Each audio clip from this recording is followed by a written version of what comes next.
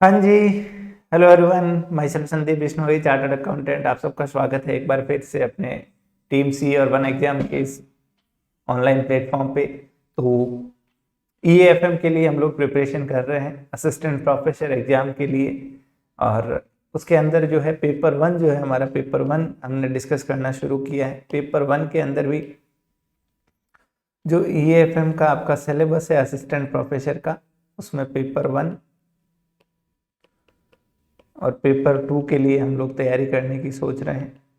और उसी कड़ी के अंदर जो पेपर वन का फर्स्ट यूनिट है अपना यूनिट वन, उसे हम लोग डिस्कस कर रहे हैं, शुरू कर चुके हैं।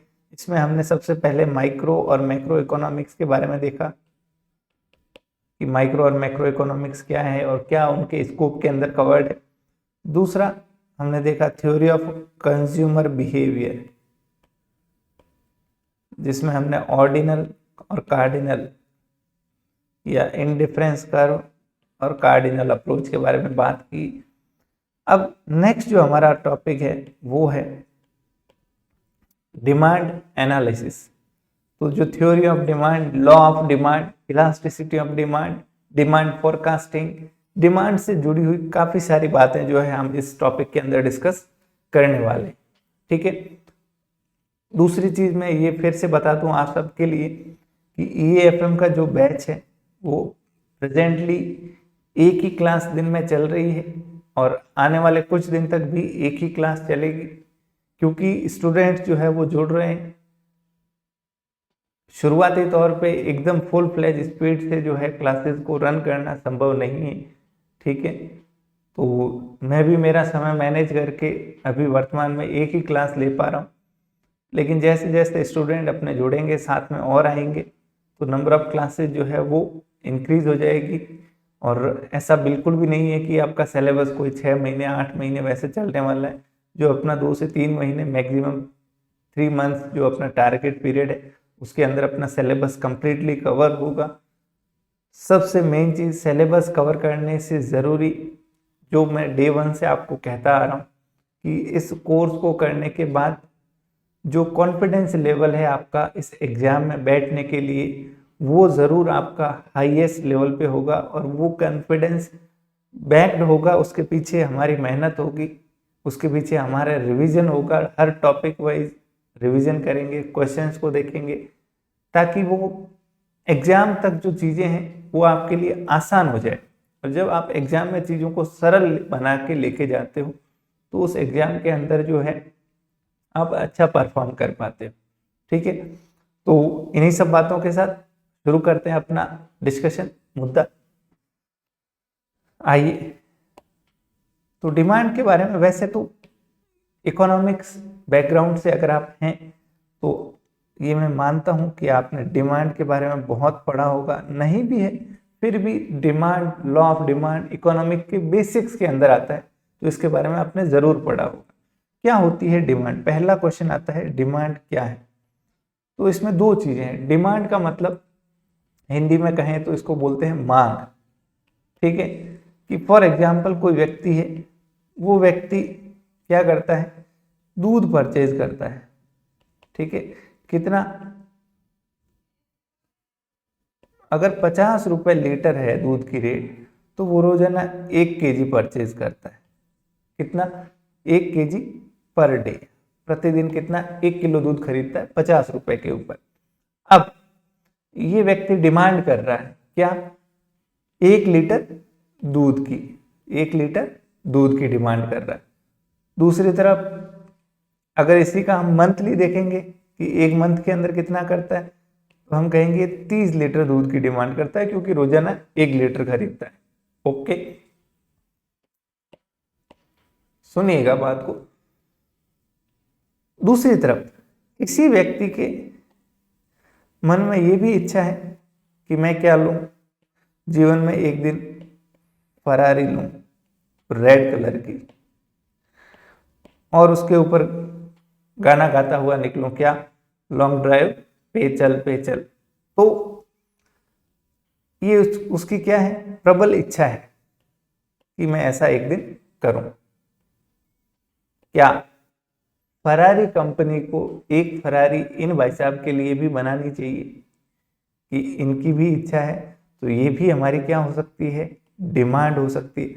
अल्टीमेटली डिमांड का पर्पस किसके लिए है, जो प्रोड्यूसर है, जो वो चीजें बनाने वाला है, जैसे जो मिल्क का प्रोडक्शन कर रहा है, वो अपना प्रोडक्शन बढ़ाएगा, जितनी मिल्क की डिमांड होगी, जितनी मांग होगी। तो क्या इस फरारी की मांग में एक संख्या जो है वो इन भाई साहब की भी ऐड होनी चाहिए? क्या फरारी वालों को एक कार बना देनी चाहिए? जी नहीं। क्यों? ये सिर्फ इच्छा है, इंसानों की असीमित इच्छाएं होती है, अनलिमिटेड वांट्स होती है। ये हमने कंज्यूमर के बिहेवियर में देखा था। तो क्या सारी इच्छाएं डिमांड है? नहीं। तो कहने का मतलब दो फैक्टर इंपॉर्टेंट है। सबसे पहली चीज तो इच्छा, और दूसरा मनी। मेरी इच्छा भी है और मेरे पास पैसा भी है उस इच्छा को पूरा करने के लिए। जब ये दोनों फैक्टर मिल जाते हैं तब हम उसको क्या कहेंगे, डिमांड कहेंगे। क्या सिर्फ पैसा होने से डिमांड क्रिएट नहीं होगी? यही व्यक्ति इसके पास पैसा है, जो रोज 1 लीटर दूध खरीदता है 50 रुपए में, फरारी खरीदने की भी उसकी इच्छा है, उसके पास सफिशिएंट पैसा है, ठीक है, उसके अकाउंट के अंदर मान लो 2 लाख रुपए पड़े हैं, दूध बेच बेच के खूब पैसा कमा लिया। क्या एप्पल कंपनी को एक आईफोन 14 प्रो मैक्स बना देना चाहिए क्योंकि इसके पास अकाउंट में 2 लाख रुपए है? नहीं। सिर्फ पैसा होना सफिशिएंट नहीं है। ये दूध बेचने वाला, दूध खरीदने वाला सिंपल सीधा साधा आदमी है, तो ये आईफोन तो कभी सोच ही नहीं सकता, बेसिक नोकिया का फोन यूज करता है। तो सिर्फ पैसा होना भी डिमांड नहीं क्रिएट करता। तो डिमांड के लिए बस हमें दो चीजों को ध्यान रखना है, वांट यानी आपकी इच्छा, यानी आपकी डिजायर, और उस डिजायर को फुलफिल करने के लिए क्या, ठीक है। खोखली डिजायर, खाली इच्छा बिना पैसों के डिमांड नहीं कहलाती। या सिर्फ पैसा होना डिमांड क्रिएट नहीं करता, क्योंकि ऐसा अगर होता तो अंबानी के पास इतना पैसा है कि वो दुनिया की हर चीज खरीद सकता है। तो क्या सब लोग जो है उसके लिए कुछ प्रोडक्शन करके रखेंगे? नहीं। क्लियर? तो पहली चीज हमने क्या देखी, मीनिंग ऑफ डिमांड। डिमांड का मतलब क्या है? फर्स्ट चीज हमने ये समझी, डिमांड का मतलब होता है, मांग का मतलब होता है किसी वस्तु के लिए, किसी कॉमोडिटी के लिए, किसी वस्तु के लिए क्या होनी, डिजायर का होना, यानी इच्छा का होना, प्लस उस वस्तु को खरीदने के लिए क्या होना, पैसों का होना। ओके, जब ये दो चीज मिल जाती है तो डिमांड बन जाती है। दूसरी चीज हमें ये समझनी है, जो डिमांड होती है, जो डिमांड होती है वो हमेशा निर्भर करती है, क्या करती है, निर्भर करती है कुछ फैक्टर्स के ऊपर, कुछ चीजों के ऊपर, ठीक है। ऐसा नहीं कि एक डिमांड यूनिवर्सल डिमांड नहीं हो सकती कि मुझे तो खरीदना ही खरीदना है बस, चाहे जो हो जाए। होता है ऐसा, कभी कभार होता है, सामान्यतः ऐसा नहीं होता। तो डिमांड निर्भर करता है किसके ऊपर, दो इंपॉर्टेंट फैक्टर्स के ऊपर। एक तो प्राइस,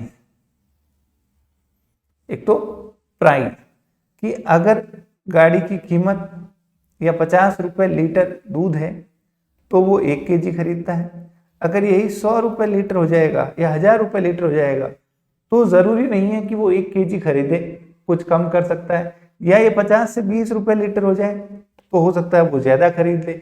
मतलब वो 1 लीटर की जो डिमांड है वो हमेशा एक गिवन प्राइस के ऊपर होगी।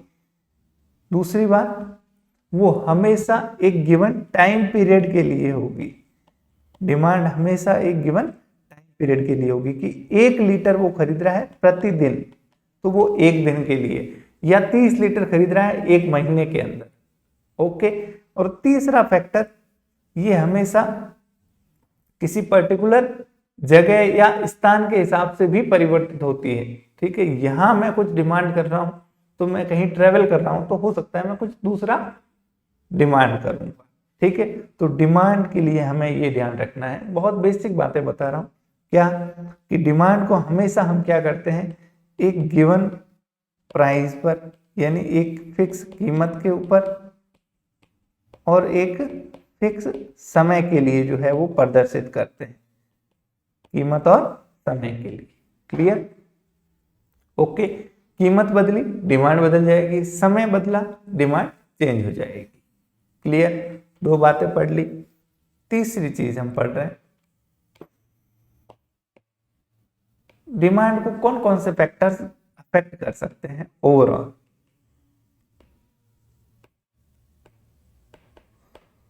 कारक या घटक जो किसको प्रभावित करते हैं, मांग को प्रभावित करते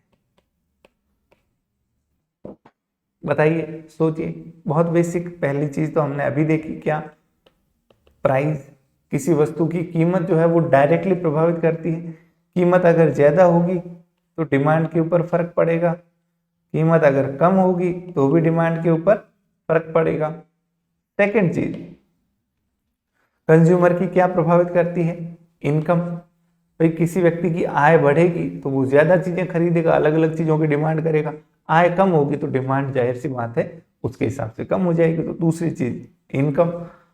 तीसरी चीज क्या, और क्या बताओ? कंज्यूमर का टेस्ट और प्रेफरेंस भी तो मायने रखता है कि कंज्यूमर किसी चीज को अगर पसंद कर रहा है, कोई चीज अगर लोगों के टेस्ट में है, अच्छी लग रही है, तो उसकी डिमांड ज्यादा होगी। कोई आउट ऑफ प्रेफरेंस है, आउट ऑफ फैशन चीज है, तो उसकी डिमांड कम होगी। और क्या हो सकता है बताओ? और क्या फैक्टर हो सकता है? प्राइस को लेके फ्यूचर एक्सपेक्टेशन, भविष्य में प्राइसेस क्या हो सकती है, कीमतों को लेके भविष्य में कोई आपको उम्मीद है तो उसके हिसाब से भी आज डिमांड चेंज हो सकती है। फॉर एग्जाम्पल, मुझे आज अगर पता चले पेट्रोल कल से 200 रुपये लीटर हो जाएगा, तो मैं आज जो है वो डिमांड क्या करूंगा, ज्यादा करूंगा। आज मैं चाहूंगा ज्यादा से ज्यादा तेल भरवा दो, टंकी भरवा दो। आज तो प्राइस जो है वो फिक्स है, आज की डेट में तो 100 रुपये में ही मिल रहा है, लेकिन अचानक से डिमांड बढ़ गई। क्यों? क्योंकि भविष्य में उम्मीद है कि इसकी कीमतें बढ़ सकती है, या भविष्य में उम्मीद है इसकी कीमतें क्या हो सकती है, कम हो सकती है। तो मैं आज नहीं खरीदूंगा, कोशिश करूंगा कल जब कीमतें कम हो जाए तब खरीदूं। तो ये भी एक इंपॉर्टेंट फैक्टर होता है, क्या? फ्यूचर प्रेडिक्शन क्या है आपका।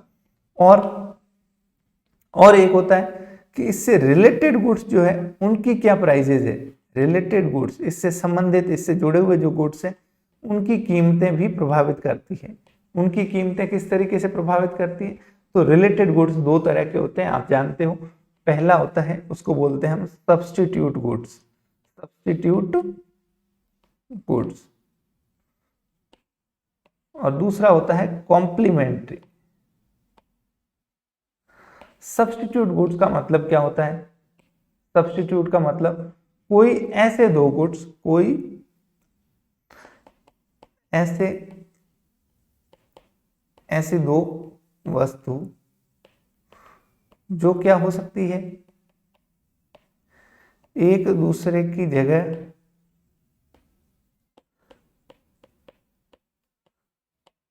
काम ली जा सकती है, एक दूसरे की जगह काम ली जा सकती है। ठीक है, मतलब ज्यादा कंज्यूमर को कोई फर्क नहीं पड़ेगा। फॉर एग्जाम्पल, आप गेहूं का आटा या गांव के अंदर बाजरे का आटा, दोनों एक दूसरे की जगह रिप्लेसेबल है। गेहूं नहीं है तो बाजरे की रोटी बन जाएगी, बाजरा नहीं है तो गेहूं की बन जाएगी। आप कोल्ड ड्रिंक खरीदने जाते हो, कोका कोला मिला ठीक है, नहीं तो पेप्सी ले लोगे, पेप्सी नहीं मिलेगी तो थम्स अप ले लोगे। तो इंटरचेंजेबल है, स्प्राइट, माउंटेन ड्यू कुछ भी ले सकते हो, फेंटा, मिरिंडा कुछ भी ले सकते हो। ओके, चाय कॉफी हो गई, चाय नहीं मिली तो कॉफी पी ली, कॉफी नहीं मिली तो चाय। तो एक दूसरे को सब्स्टिट्यूट कर सकता है, इसकी जगह ये काम आ सकता है, इसकी जगह ये काम आ सकता है। इनको क्या बोलते हैं? सब्स्टिट्यूट गुड्स, सब्स्टिट्यूट प्रोडक्ट्स, जो एक दूसरे की जगह काम आ सकते हैं और कंज्यूमर को सेम लेवल ऑफ सेटिस्फेक्शन दे रहे हैं। ध्यान दीजिएगा, कंज्यूमर को सेम लेवल ऑफ सेटिस्फेक्शन दे रहे हैं। अब हो सकता है एक तरफ मैं अपनी कार से ऑफिस जाऊं, दूसरी तरफ पब्लिक ट्रांसपोर्ट यूज करूं या ट्रेन यूज करूं, तो ऑफिस तो मैं दोनों जगह से पहुंच रहा हूं, लेकिन मेरा सेटिस्फेक्शन का लेवल दोनों में अलग है। यहाँ मुझे भीड़ में लगना पड़ेगा, लाइन में लगना पड़ेगा, टाइम भी ज्यादा लगेगा। कार में ज्यादा कंफर्टेबल जाऊंगा, ठीक है, खुद के कन्वीनियंस से जाऊंगा, तो काम तो हो रहा है, लेकिन दोनों एक दूसरे के परफेक्ट सब्स्टिट्यूट नहीं है। ठीक है। कॉम्प्लीमेंट्री गुड्स कौन से होते हैं बताओ? ऐसी दो वस्तुएं जो एक दूसरे के पूरक है, यानी जो एक दूसरे के साथ मिलके ही काम आते हैं। फॉर एग्जाम्पल पेन और इंक। अपने आप में इंक का कोई रोल नहीं है सिवाय केजरीवाल जी के मुंह पे फेंकने के। पेन के साथ ही वो हमेशा काम करती है। पेट्रोल अपने आप में कोई काम नहीं है सिवाय पेट्रोल बम बनाने के, और वो किसके साथ काम आता है? कार या बाइक के साथ काम आता है। शुगर की बात करें तो ये चाय कॉफी के साथ ही काम आता है, या कुछ दूसरी कोई डिश बना रहे हो तो उसके साथ ही काम बनती है। मिठाई बनाने के अंदर अपने आप में शुगर का कोई खास महत्व नहीं है। मतलब कोई ऐसे दो गुण जो एक दूसरे को कॉम्प्लीमेंट करते हो, एक दूसरे के पूरक हो, वो क्या कहलाते हैं? Complementary goods. अब इनकी प्राइसेस कैसे प्रभावित करती है? तो फॉर एग्जाम्पल अगर मैं बात करूं पेन और इंक की, या कार और पेट्रोल की। मान लो कार क्या हो गई, हम अगर कार के लिए एनालिसिस कर रहे हैं, हम कार की डिमांड की बात कर रहे हैं, कार की डिमांड कैसी रहेगी। मान लो कार की जो कीमत है, वो प्राइस जो है वो स्थिर है। वो क्या है? स्थिर है, उसमें कोई बदलाव नहीं है। जो कार पहले 10 लाख में मिल रही थी आज भी 10 लाख में मिल रही है। लेकिन पेट्रोल की कीमत जो है वो प्राइस जो है वो क्या हो गई? आसमान छूने लग गई, 150 रुपया हो गई। अब क्या होगा बताओ? क्योंकि पेट्रोल इतना ज्यादा महंगा हो गया तो कार की डिमांड जो है वो कहीं ना कहीं कम होगी। लोग इलेक्ट्रिकल कार परचेज करेंगे या पब्लिक ट्रांसपोर्ट को यूज करेंगे। तो कीमत तो पेट्रोल की बढ़ी, लेकिन उसका प्रभाव किसकी डिमांड के ऊपर पड़ रहा है? कार की डिमांड के ऊपर। हम क्या पढ़ रहे हैं? वो सारे फैक्टर्स जो किसी वस्तु की डिमांड को क्या कर सकते हैं? प्रभावित कर सकते हैं। तो उनमें एक ऐसा ये भी फैक्टर है कि अगर कोई गुड्स, कोई वस्तु, उसका अगर कोई पूरक गुड्स है, कोई कॉम्प्लीमेंट्री गुड्स है और उसकी कीमतों में बदलाव हो रहा है, तो वो कहीं ना कहीं इसको प्रभावित करता है। कल को पेट्रोल जो है वो 50% सस्ता हो जाए तो लोग धड़ाधड़ कारें खरीदेंगे, पेट्रोल कार खरीदेंगे, भले एवरेज दे नहीं दे। क्यों? क्योंकि पेट्रोल सस्ता हो गया। सिमिलरली अगर हम बात करें चाय या कॉफी की, दोनों एक दूसरे के कॉम्प्लीमेंट्री गुड्स है। चाय की जो भी डिमांड है उसके ऊपर फर्क पड़ेगा सीधा सीधा। अगर कॉफी की प्राइस क्या हो जाती है? अचानक से बढ़ जाती है, कॉफी महंगी हो गई। मान लो जहां से कॉफी आती है अफ्रीका में, वहां हड़ताल हो गई, धरना हो गया, दंगे हो गए, बम फट गए। कॉफी नहीं आ रही है तो इंडिया के अंदर कॉफी की प्राइसेस क्या हो गई? बढ़ गई। तो अब जो कॉफी पीने वाले थे चाय पीने लग जाएंगे। ठीक है, तो चाय की डिमांड अचानक क्या हो सकती है? बढ़ सकती है। या कॉफी क्या हो जाए? सस्ती हो जाए तो चाय की डिमांड कम हो जाएगी। लोग कहेंगे थोड़ा कॉफी का मजा लिया जाए, वो भी तो सस्ती मिल रही है। तो ये प्रभावित कर सकती है, ऐसा नहीं है, मैं नहीं कह रहा हूं कि फिक्स करेगी ही करेगी, लेकिन ये वो फैक्टर्स है जो प्रभावित कर सकते हैं। ठीक है, जरूरी नहीं, ध्यान दीजिएगा, जरूरी तो ये भी नहीं है कि किसी प्रोडक्ट की प्राइस जो है वो भी उसकी डिमांड को प्रभावित करे। मान लो मुझे मंथली 100 GB डाटा परचेज करना है, यूज करना है। अब चाहे जो कीमत हो, मेरे लिए तो वो जरूरी है, तो मेरी उसकी डिमांड जो है वो प्रभावित नहीं हो रही है। मुझे रोजाना उतना दूध जितना परचेज करना है मैं करूंगा, चाहे जो कीमत हो। समझ रहे हो आप बात? तो ऐसा जरूरी नहीं है, लेकिन ये वो फैक्टर्स है जो जनरली अफेक्ट करते हैं। क्लियर? यहां तक कोई दिक्कत? कोई दिक्कत नहीं। बहुत बेसिक बेसिक बातें पढ़ी है अभी तक। नेक्स्ट चीज,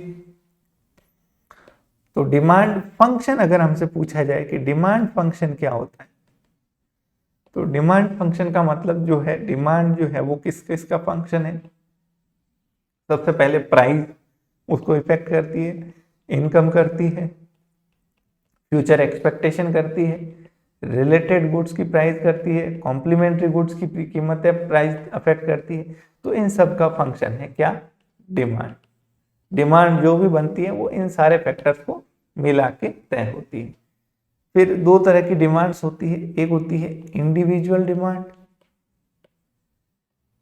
एक होती है मार्केट डिमांड। इंडिविजुअल डिमांड मतलब कोई एक व्यक्ति किसी एक वस्तु की कितनी डिमांड कर रहा है, कि मान लो ये रोजाना 1 लीटर दूध खरीद रहा है, तो 1 लीटर क्या है उसकी इंडिविजुअल डिमांड है। वहीं अगर टोटल सबकी मिला दे डिमांड, तो हम कहेंगे इस पूरे कॉलोनी के अंदर जो है रोजाना 100 लीटर दूध की खपत होती है, तो ये 100 लीटर उस पर्टिकुलर मार्केट की डिमांड है। मतलब जो एग्रीगेट डिमांड होती है सारे इंडिविजुअल्स की अगर मिला ले तो वो क्या हो जाती है, हमारी मार्केट डिमांड हो जाती है। ठीक है, नाम से ही पता चल रहा है, इंडिविजुअल यानी किसी एक व्यक्ति की, और मार्केट यानी पूरे मार्केट की एग्रीगेट डिमांड। ओके, नेक्स्ट चीज, डिमांड को अगर शो करना है तो उसे हम कहते हैं डिमांड का शेड्यूल। डिमांड शेड्यूल क्या होता है, प्राइस और क्वांटिटी डिमांडेड। कि फॉर एग्जांपल अगर प्राइस जो है वो 10 रुपए लीटर है, अगर दूध की बात करें, मिल्क की बात करें, प्राइस 10 रुपए लीटर है, तो मान लो वो व्यक्ति 2 किलो दूध या सॉरी 2 किलो छोड़ो, ये लिख देते हैं 20 kg दूध खरीदता है, 10 रुपए में मिल रहा है, बड़ी फैमिली है। वहीं अगर ये कीमत जो है वो 15 रुपए हो जाती है, ठीक है, तो वो अब 10 kg ही खरीदेगा, 10 लीटर ही खरीदेगा। अगर ये 20 रुपए हो जाती है तो वो 5 लीटर ही खरीदेगा। अगर ये 30 रुपए हो जाती है तो वो 1 लीटर ही खरीदेगा।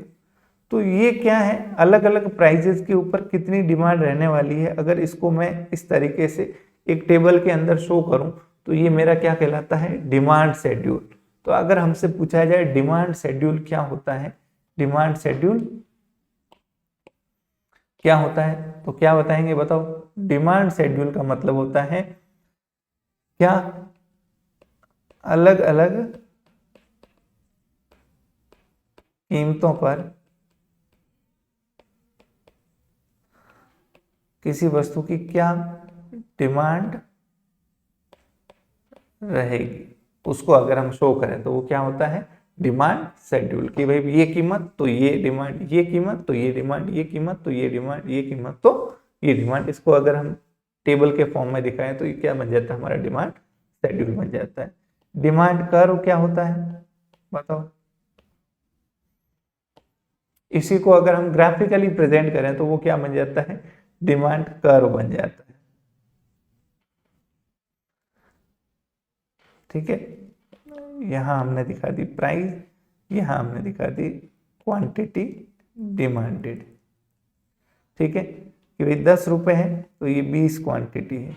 ठीक है, 15 रुपए होगी तो ये क्वांटिटी क्या हो जाएगी, कुछ कम हो जाएगी। ठीक है, 25 रुपए है, सॉरी उल्टा लिख दिया ना मैंने,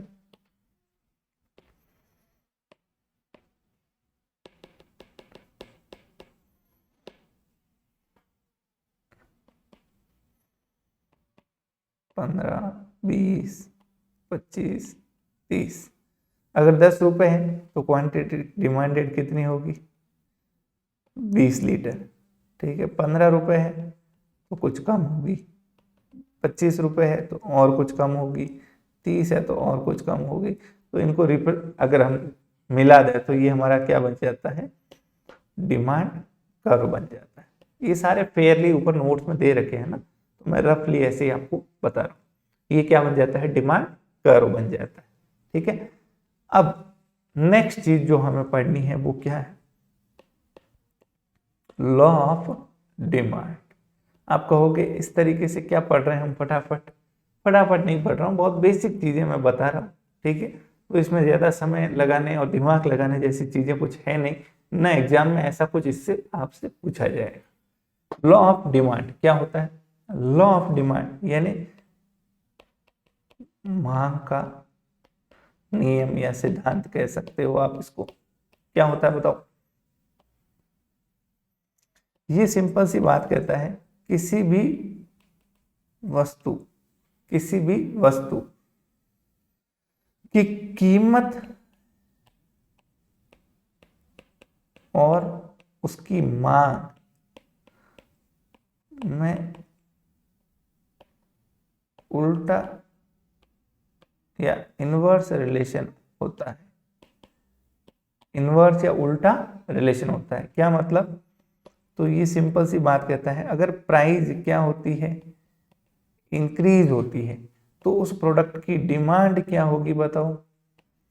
डिक्रीज होगी। अगर प्राइस क्या होती है, डिक्रीज होती है यानी कम होती है, तो उसकी डिमांड क्या होगी बताओ? इंक्रीज होगी। ये सिंपल सा क्या है? Law of demand. मतलब दोनों उल्टी दिशा में काम करेंगे। प्राइस बढ़ी तो डिमांड क्या हो गई? घट गई। प्राइस बढ़ी, डिमांड कम हो गई। ठीक है, फिर दोनों बराबर थे। प्राइस घटी, डिमांड बढ़ गई। सस्ती होगी चीज, यहाँ घट रही है, मतलब क्या हुई चीज बताओ? सस्ती हुई, तो लोग क्या खरीदेंगे? ज्यादा खरीदेंगे। सिंपल सी बात है, याद रखने लायक कुछ नहीं है। और कीमत क्या हो गई? बढ़ गई, यानी महंगी हुई, तो लोग क्या खरीदेंगे? कम खरीदेंगे। जो दो लीटर दूध खरीदता है वो 1 लीटर खरीदेगा।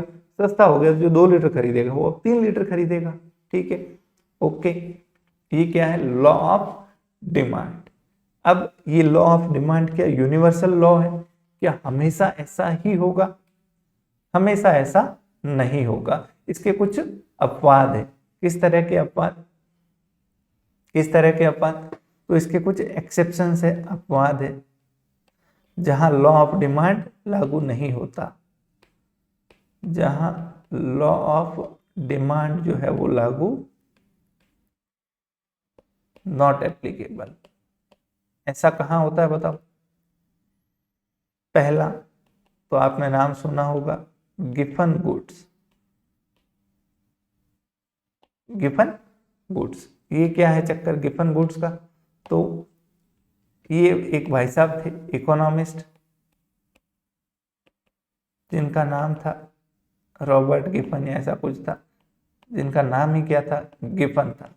उन्होंने इंग्लैंड के अंदर, यूके के अंदर ऐसा देखा कि कुछ मजदूर थे। क्या थे? कुछ मजदूर थे, मिल के मजदूर। उन मजदूरों की जो इनकम थी, उनकी जो आय थी, मान लो कितनी थी? 1,000 रुपये मंथली। ये 1,000 रुपये कमा रहे थे, पाउंड स्टर्लिंग में कमा रहे थे। मान लीजिए 1,000 रुपये कमा रहे थे। वो 1,000 रुपये को क्या करते थे? फूड पे खर्च करते थे। कितना? मान लो 800 रुपये। और बाकी कपड़े और रेंट और उन सब के ऊपर खर्च करते थे। कितना? 200 रुपीज। ओके, 1,000 कमाते थे, 800 रुपये खाने में और रेंट में। अब ये जो 800 रुपये खाने में खर्च करते थे, उसमें से भी 500 रुपये की क्या परचेज करते थे? ब्रेड। और 300 रुपये का खरीदते थे क्या? मीट। मतलब ये तो मीट तो कब बनता था? साप्ताहिक, वीकली बेसिस पे स्पेशल होता था। और ये ब्रेड डेली खाते थे, क्योंकि ब्रेड एक सस्ता आइटम था, आटे से बनता था। क्लियर? अब गिफन साहब ने क्या देखा? इन्होंने देखा, मान लो ये ब्रेड, फॉर एग्जाम्पल ब्रेड की जो रेट थी वो 10 रुपये प्रति पैकेट थी। मतलब ये महीने में कितने पैकेट खाते होंगे? 50 पैकेट खरीदते होंगे, 500 रुपये के 50 पैकेट खरीदते होंगे। अब इन्होंने देखा कि जो ब्रेड की कीमत है वो क्या हो गई? 10 से बढ़ के कितनी हो गई? 15 रुपये प्रति पैकेट हो गई। किसकी प्राइस? ब्रेड की प्राइस। कायदे से क्या होना चाहिए? लॉ ऑफ डिमांड क्या कहता है? किसी भी प्रोडक्ट की अगर प्राइस क्या होती है? अप होती है, बढ़ती है, चीज महंगी होती है, तो उसकी डिमांड क्या होगी? कम होगी। कीमत क्या होगी? कम होगी। लेकिन यहां क्या हो गया? उल्टा हो गया कि एक तरफ तो ये क्या हुआ? महंगा हुआ, तो इसकी डिमांड क्या होनी चाहिए थी? कम होनी चाहिए थी। लेकिन यहां इसकी डिमांड जो है वो क्या हो गई? बढ़ गई, यानी इंक्रीज हो गई। और ऐसा क्यों हुआ? ऐसा इसलिए हुआ कि उन मजदूरों को ऐसा लगा कि भाई अब ब्रेड जो है वो 15 रुपये प्रति पैकेट हो चुकी है। कितने? 15 रुपये प्रति पैकेट। तो पेट तो भरना जरूरी है। तो उन्होंने क्या किया? अपना जो मीट का कंजम्पशन था, जो वो मीट खाते थे, उसको इन्होंने बिल्कुल बंद कर दिया। और अब पूरी 800 रुपये की वो क्या खरीदने लग गए? ब्रेड खरीदने लग गए। पूरे 800 रुपए की क्या खरीदने लग गए? ब्रेड खरीदने लग गए। तो अब 800 रुपए में उन्होंने 50 से ज्यादा, यानी करीब मान लीजिए आप 60 पैकेट ब्रेड खरीदी। जो पहले ब्रेड कितनी खरीद रहे थे? 50 पैकेट खरीद रहे थे, अब पूरे पैसे ब्रेड के ऊपर ही खर्च करे। उन्होंने कहा अय्यासी छोड़ो, पेट भरना जरूरी है, बेसिक खाना तो खाना ही चाहिए। तो चीज के महंगे होने पे उन्होंने क्या कर दिया? उल्टी डिमांड ज्यादा कर दी। नॉर्मली तो कीमतें बढ़ती है तो डिमांड कम होती है, लेकिन यहाँ कीमत बढ़ी तो डिमांड भी बढ़ गई। दूसरी तरफ ये देखा, जब ब्रेड सस्ती हुई, जब ब्रेड सस्ती हो गई, कितनी हो गई? 5 रुपए प्रति पैकेट हो गई, तो इन्होंने क्या किया? क्योंकि इन्होंने कहा अब तो सस्ता हो गया, तो जो वो मीट परचेज कर रहे थे, कितने का? 300 रुपए का, अब इन्होंने मीट को बढ़ा के 300 की बजाय कितने का परचेज करने लग गए? 600 रुपए का परचेज करने लग गए, और वीक में 2 बार खाने लग गए, क्योंकि ब्रेड सस्ती हो गई थी। और ब्रेड इन्होंने क्या कर दी? क्योंकि मीट ज्यादा खरीद रहे हैं, तो मान लो पहले 4 दिन खाते थे, 4 संडे को, अब 8 दिन खा रहे हैं, तो वो 4 दिन जो एक्स्ट्रा खा रहे हैं उस दिन की ब्रेड कम हो गई। तो पहले 50 पैकेट खरीद रहे थे, तो अब कितने पैकेट खरीद रहे हैं? 15-35 पैकेट खरीद रहे हैं, कुछ कम कर दिया उन्होंने। तो यहाँ क्या हुआ? यहाँ ये हुआ कि एक तरफ तो कीमत जो है वो प्राइस क्या हुई? कम हुई, और इसका इफेक्ट क्या हुआ? ब्रेड की डिमांड क्या हो गई? कम हो गई। जो नॉर्मली नहीं होता, दूध सस्ता होगा, मोबाइल सस्ता होगा, पेट्रोल सस्ता होगा, तो लोग डिमांड ज्यादा खरीदेंगे, उल्टा ज्यादा खरीदेंगे। तो ये जो थ्योरी दी, इसको क्या नाम दिया गया? कि ऐसे गुड्स को क्या नाम दिया गया? गिफन गुड्स नाम दिया गया। ठीक है, क्योंकि यहाँ लॉ ऑफ डिमांड एप्लीकेबल नहीं होता, अप्लाई नहीं होता। और ऐसा क्यों होता है वो हमने देख लिया। तो गिफन गुड्स किसको बोलेंगे? तो उन्होंने डेफिनेशन दी गिफन गुड्स की। उन्होंने कहा सबसे पहले तो इंफीरियर क्वालिटी के गुड्स होने चाहिए, जैसे ब्रेड है, मतलब घटिया क्वालिटी के। ठीक है, क्लियर है भाई? ज्यादा जो महंगे चीजें हैं उनके अंदर ये लागू नहीं होता, ये इंफीरियर क्वालिटी के गुड्स। प्लस दूसरी कंडीशन इंपॉर्टेंट, जो उपभोक्ता है, जो कंज्यूमर है, उपभोक्ता के जो बजट है, टोटल बजट में बड़ा हिस्सा रखते हो, सब्सटेंशियल पोर्शन रखते हो। क्या मतलब? यहां देखिए अपने एग्जाम्पल में कंज्यूमर की इनकम कितनी थी? 1000। उस 1000 के अंदर से 50% अपनी आय का आधा वो किस पे खर्च कर रहे थे? इस ब्रेड के ऊपर खर्च कर रहे थे।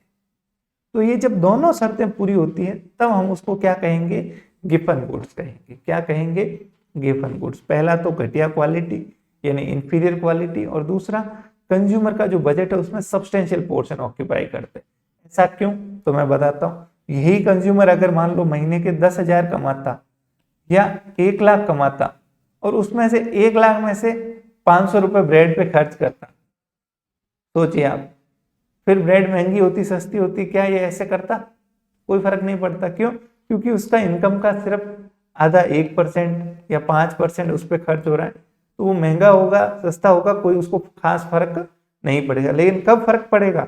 जब उसकी इनकम का बड़ा हिस्सा उस ब्रेड के ऊपर खर्च हो रहा है, उस इंफीरियर गुड्स के ऊपर खर्च हो रहा है।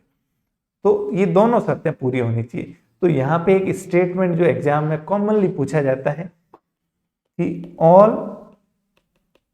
गिफन गुड्स, कि जितने भी गिफन गुड्स है आर इंफीरियर गुड्स, कि जितने भी गिफन गुड्स है वो सारे क्या है? इंफीरियर यानी घटिया गुड्स है। दूसरा, ऑल इंफीरियर गुड्स जो है वो क्या है? गिफन गुड्स है। बताओ कौन सा स्टेटमेंट सही है? स्टेटमेंट नंबर 1 या स्टेटमेंट नंबर 2? Statement number 1। ऐसा जरूरी नहीं है कि सारे घटिया गुड्स जो है वो गिफन हो, सारे घटिया गुड्स गिफन गुड्स होना जरूरी नहीं है। क्योंकि अगर घटिया है और वो कंज्यूमर के बजट में कोई खास वेटेज नहीं रखते तो वो गिफन गुड्स नहीं कहलाएंगे। लेकिन गिफन गुड्स होने के लिए इंफीरियर होना जरूरी है। तो सारे गिफन गुड्स जितने भी होंगे वो घटिया तो होंगे ही होंगे। क्लियर है? ओके, ठीक है। अब फॉर एग्जाम्पल मैं इसको आपको, वैसे तो आप समझ गए होंगे, वैसे तो आप समझ गए होंगे, ठीक है। अब दूसरा अपवाद इसका क्या है, सेकंड एक्सेप्शन है स्नोब गुड्स। ये क्या होते हैं स्नोब गुड्स? ये भी कोई भाई साहब के नाम पे रखा हुआ है। ये होते हैं महंगे गुड्स, महंगे जो वस्तुएं होती है जैसे हीरे, जवाहरात, असरपियां, डायमंड्स। तो ऐसे गुड्स मतलब एक अपील के लिए होते हैं, स्नोब अपील, मतलब आप क्या करते हो, उनको दिखावे के लिए खरीदते हो, ज्वेलरी और ये सारे आइटम। तो ये चीजें जब महंगी है तभी इनकी क्या है, डिमांड है। यही अगर सस्ती हो जाए तो इनकी डिमांड क्या हो जाएगी, खत्म हो जाएगी। सस्ती चीज, भाई जब चीज को आप खरीद क्यों रहे हो, क्योंकि वो महंगी है, उसकी एक वैल्यू है, प्रेस्टीज है, आप दिखाना चाहते हो कि मेरे पास हीरा है जो लाखों का है, करोड़ों का है। वही हीरा अगर कौड़ियों के भाव पत्थर के बराबर हो जाएगा तो क्या उसकी कोई वैल्यू रहेगी, नहीं रहेगी, ठीक है। तो ये गुड्स यहाँ लॉ ऑफ डिमांड अप्लाई नहीं होता। लॉ ऑफ डिमांड तो क्या कहता है, महंगा होगा तो डिमांड कम होगी, यहाँ महंगा है इसलिए इसकी डिमांड है। और तीसरा, थर्ड कैटेगरी ऑफ अपवाद जो है वो जो स्पेकुलेटिव होते हैं, शेयर्स और सिक्योरिटीज, जो मार्केट में शेयर्स होते हैं। फॉर एग्जांपल जो अडानी का शेयर है अभी क्या हो रहा है, गिर रहा है, डाउन जा रहा है, ठीक है। तो लोग क्या कर रहे हैं बताओ, सस्ता होने पे लोग तो क्या, नॉर्मली चीज सस्ती होती है तब क्या करते हैं, खरीदते हैं। लॉ ऑफ डिमांड कहता है कीमतें कम तो डिमांड बढ़ेगी। यहाँ कीमतें कम हो रही है मतलब लोग क्या कर रहे हैं, बेच रहे हैं, इसकी डिमांड नहीं है। डिमांड होती तो कम नहीं होता। और जैसे ही इसका शेयर जब बढ़ रहा था, जब इसकी प्राइस इंक्रीज हो रही थी, तब इसकी डिमांड भी क्या थी, ज्यादा थी, लोग खरीद रहे थे इसलिए महंगा हो रहा था, अब लोग बेच रहे हैं। तो यहाँ जो है शेयर सिक्योरिटी स्पेकुलेटिव मार्केट के अंदर लॉ ऑफ डिमांड अप्लाई नहीं होता। आई होप यहां तक कोई दिक्कत नहीं है, ठीक है। चलिए बाकी की बातें देखेंगे नेक्स्ट लेक्चर के अंदर। यहां तक की जो भी बातें हैं आपसे मैं रिक्वेस्ट करूंगा आप नोट से जो है जरूर देख लें, ये सारी बातें लिखी हुई है, ठीक है। Meaning of demand, individual demand, market demand, factors affecting demand, demand function क्या होता है, फिर उसके बाद market demand schedule, demand curve क्या होता है, ठीक है। एक्सेप्शंस इसके क्या क्या है, यहां तक आप जरूर देख के आए। ओके, एक छोटी सी बात और बता देता हूं, चेंज इन डिमांड, डिमांड में चेंज होना। देखिए डिमांड में दो कारणों से चेंज हो सकता है। पहला कारण तो क्या हो सकता है, नंबर 1 प्राइस की वजह से, प्राइस की वजह से। दूसरा हो सकता है अदर फैक्टर्स की वजह से। अदर फैक्टर्स कौन से, इनकम हो गया, टेस्ट हो गया, फ्यूचर एक्सपेक्टेशन हो गया, रिलेटेड गुड्स की प्राइस हो गई। अदर फैक्टर्स की वजह से डिमांड में परिवर्तन आया। तो अगर प्राइस की वजह से चेंज आ रहा है, किसकी वजह से, प्राइस की वजह से डिमांड, तो उसको हम क्या बोलते हैं, उसको बोलते हैं एक्सपांशन एंड कॉन्ट्रैक्शन, फैलाव होना और सिकुड़ना, किसका, डिमांड कर्व का, expansion and contraction of demand curve. इस तरीके से तो वो यहाँ पे आप देख सकते हो, दिख रहा है आपको क्या हो रहा है। यहाँ एक प्राइस है, इस प्राइस के, सॉरी यहाँ नहीं, ये प्राइस है और ये क्वांटिटी डिमांड हो रही है, तो दोनों यहाँ मिल रहे हैं और ये हमारा क्या है, डिमांड कर्व। अब प्राइस क्या हो गई, यहाँ से कम होके यहाँ आ गई, तो इसकी डिमांड, जब कीमतें कम होती है तो क्या होता है, कीमतें कम होती है तो डिमांड बढ़ती है, तो डिमांड यहाँ आ गई, ठीक है। तो ये यहाँ मिल जाएगा, तो ये क्या हो गया, एक्सपांशन हो गया डिमांड कर्व का, इस तरफ राइट साइड में जाना मतलब एक्सपांशन। उल्टा हो गया, ये प्राइस पे ये डिमांड है, ठीक है, सॉरी ये भी मैंने गलत बता दिया, ये प्राइस थी और ये डिमांड थी, ठीक है। अब प्राइस बढ़ गई, यहाँ आ गई, तो डिमांड क्या हो जाएगी, कम हो जाएगी दोनों इस पॉइंट पे, तो ये इधर चला जाएगा, ये क्या हो गया, कॉन्ट्रैक्शन यानी सिकुड़ना, ठीक है। तो यहाँ पे जो मूवमेंट हो रहा है वो डिमांड कर्व के ऊपर ही हो रहा है, ये जो डिमांड कर्व है इसी पे ही ऊपर जा रहा है या नीचे जा रहा है। राइट साइड में नीचे की तरफ जाता है तो उसको हम क्या बोलते हैं, एक्सपांशन। इसको ऐसे देख लीजिए, ये डिमांड कर्व है, पहले यहां था पॉइंट, ठीक है, यहां ऊपर की तरफ जा रहा है, मतलब कॉन्ट्रैक्शन हो रहा है, मतलब सिकुड़ रहा है। क्यों, अब जो बिंदु है वो यहाँ आएगा, पहले ये प्राइस थी, ये क्वांटिटी थी, यहाँ आने का मतलब प्राइस ये रह गई, मतलब प्राइस बढ़ी है, तो डिमांड क्या होगी, ये कम हुई, ठीक है। तो इसका मतलब कॉन्ट्रैक्शन हुआ है, डिमांड कम हुई है, सिकुड़ी है। वहीं कीमत कम होगी तो ये यहाँ आ जाएगा P2 पे, तो डिमांड क्या हो जाएगी, Q2 बढ़ जाएगी, तो ये यहाँ से डिमांड का पॉइंट यहाँ आ जाएगा, तो ये क्या हो गया, एक्सपांशन। और यहाँ अल्टीमेटली हो क्या रहा है, ये जो एक डिमांड कर्व है इसी के ऊपर मूवमेंट हो रहा है, ऊपर या नीचे, तो इसको ये भी कहते हैं movement on demand curve. Clear है, ओके। वहीं अगर अदर फैक्टर्स की वजह से चेंज है, प्राइस के अलावा कोई दूसरे फैक्टर्स की वजह से, जैसे प्राइस तो यही है, प्राइस तो यही है, ये डिमांड कर्व है, यही प्राइस है, और ये डिमांड क्वांटिटी है। क्लियर।